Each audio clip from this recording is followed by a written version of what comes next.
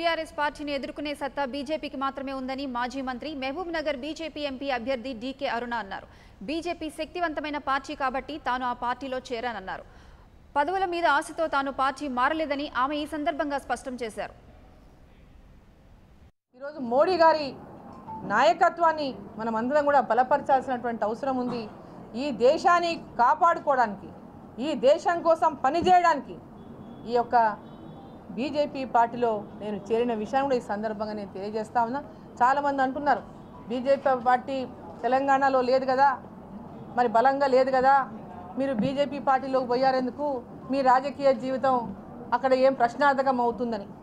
నా రాజకీయ జీవితం ఇక్కడ ఏదో పదవి కోసం పోవాలంటే టీఆర్ఎస్లోకే పోయేదాన్ని. నేను పదవుల మీద ఆశతో కానీ లేదా అధికారం మీద మోహంతో కానీ ఏనాడు కూడా నేను రాజకీయాలకు వచ్చినప్పటి నుంచి కూడా ఆ దిశగా నేను ఆలోచించలేదు.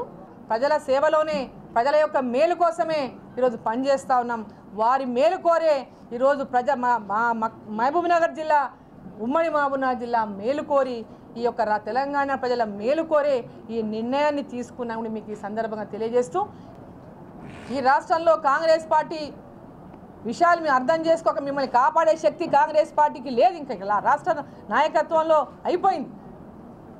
ఈరోజు మిమ్మల్ని కాపాడాలన్నా, ఈ దేశాన్ని కాపాడాలన్నా నాకు అండగా మీరు అందరూ నిలవాలని చెప్పి. For more updates please subscribe 99 TV Telugu.